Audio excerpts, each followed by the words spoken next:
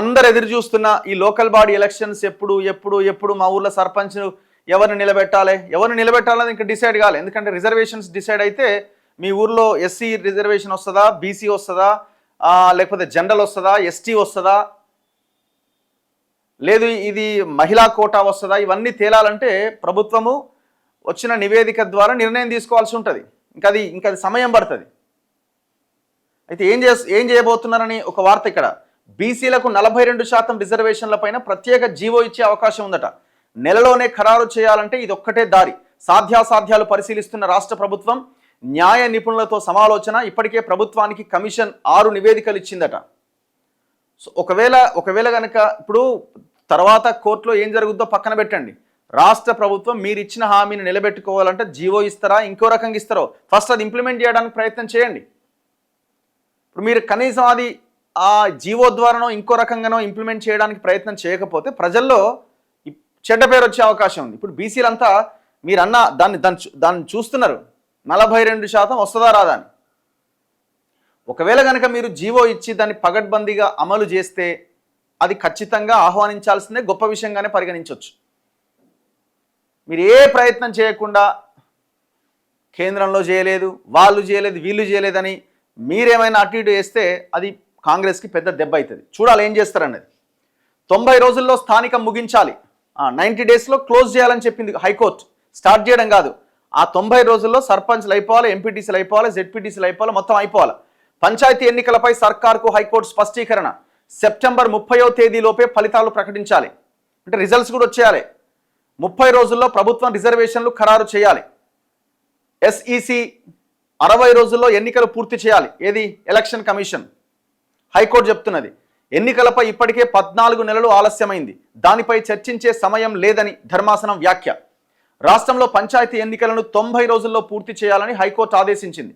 ఈ మేరకు రాష్ట్ర ప్రభుత్వం రాష్ట్ర ఎన్నికల సంఘానికి ఆదేశాలు జారీ చేసింది. స్టేట్ ఎలక్షన్ కమిషన్కి 30 రోజుల్లో రిజర్వేషన్లు ఖరారు చేసి పంచాయతీ ఎన్నికల నిర్వహణకు సమ్మతి తెలియజేయాలని ప్రభుత్వానికి నిర్దేశించింది.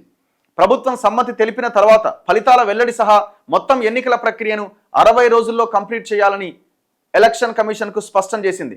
సెప్టెంబర్ 30లోగా పంచాయతీ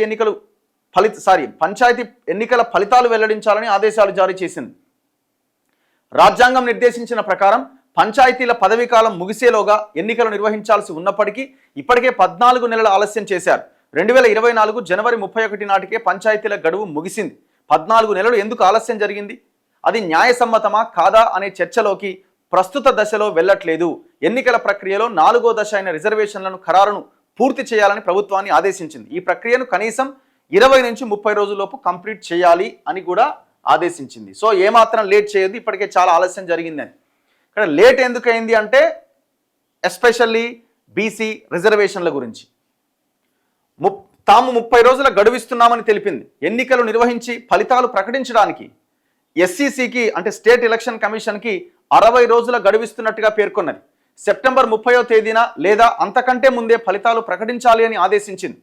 నల్గొండ జిల్లా తాకట్లపల్లె మండలం పీకే మల్లేపల్లి గ్రామ తాజా మాజీ సర్పంచ్ కొప్పుల పార్వతి సహా జిల్లాలోని మరో 6 తాజా మాజీ సర్పంచ్లు పంచాయతీ ఎన్నికలు నిర్వహించాలని పేర్కొంటూ 2024 జనవరి 31న ఈ పిటిషన్స్ దాఖలు చేశారు. ఈ పిటిషన్లపైన తాజాగా జస్టిస్ టి మాధవీదేవి ధర్మాసనం విచారణ చేపట్టింది. పిటిషన్ల తరపున సీనియర్ న్యాయవాది జె ప్రభాకర్ వాదిస్తూ పంచాయతీల గడువు ముగిసే తేదీలోపే ఎన్నికలు నిర్వహించాలని ఆయన వీళ్ళంతా ఆర్గ్యుమెంట్ ఏదో నడిచింది. కోర్టు ఏమన్నదంటే ఈ ఆర్గ్యుమెంట్స్ ఇవన్నీ అవసరం లేదు, ఇప్పటికే 14 నెలల ఆలస్యం జరిగింది, 1 మంత్ లోపు మీరు రిజర్వేషన్ డిసైడ్ చేయండి, 2 నెలలలోపు ఎలక్షన్స్ నిర్వహించండి, సెప్టెంబర్ 10th లోపు మొత్తం ప్రక్రియ కంప్లీట్ కావాలని చెప్పింది. యాక్చువల్గా ప్రభుత్వం కూడా అదే ఆలోచనతో ఉన్నట్టుగా కనబడుతున్నది. ఎందుకంటే ఆర్గ్యుమెంట్ సమయంలో మొన్న ప్రభుత్వం చెప్పింది 1 మంత్ సమయం ఇవ్వండి, మేము ఖచ్చితంగా కంప్లీట్ చేస్తామని. ఎలక్షన్ కమిషన్ కూడా 2 మంత్స్ అడిగింది. ఇంకా అక్కడ చర్చే లేదు. ఇప్పుడు చర్చ అంతా దేని మీద? చర్చ అంతా బీసీ రిజర్వేషన్ల అంశం మీద. కాంగ్రెస్ ముందు 2 ఆప్షన్స్ ఉన్నాయి. ఒకటి జీవో ఇచ్చి రిజర్వేషన్స్ అమలు చేయడమా, వాళ్ళకు ఒకవేళ చిత్తశుద్ధి లేకుండా బీసీ రిజర్వేషన్లు వద్దు అని అనుకుంటే ఏదో కంటి తుడుపు చర్య కింద మేము పార్టీ తరపున 42% టికెట్స్ ఇస్తామని ప్రజల్లోకి వెళ్ళడమా, ఈ 2 ఆప్షన్సే ఉన్నాయి. ఫస్ట్ వీళ్ళు 42% టికెట్లు కాంగ్రెస్ తరపున ఇస్తే అని అనుకున్నారు. కానీ మీరు కాంగ్రెస్ ఒకవేళ బీసీకి ఒక ఊర్లో ఇచ్చిందనుకోండి, బీఆర్ఎస్ కానీ బీజేపీ కానీ ఇంకో పార్టీ కానీ వాళ్ళు అక్కడ బీసీకి ఇవ్వాలని గ్యారంటీ ఉంది? వాళ్ళు బీసీకి ఇచ్చిన దగ్గర మీరు బీసీకి ఇస్తారా? సో ఇట్లా మళ్ళీ బీసీలో ఆర్థికంగా నష్టపోయే అవకాశం ఉంటుంది తప్ప వాళ్ళు గెలవడానికి అవకాశం ఉండదు. ఎందుకంటే మళ్ళీ గ్రౌండ్లో మళ్ళీ మీ కమ్యూనిటీస్నే గెలిపించుకోవడానికి అవకాశం ఉంటుంది జనరల్ సీట్స్లో. సో ఈసారి ప్రజల్లో ఈ వాదం చాలా బలంగా ఉంది కాబట్టి ఇప్పుడు కాంగ్రెస్కి కూడా తప్పని పరిస్థితి.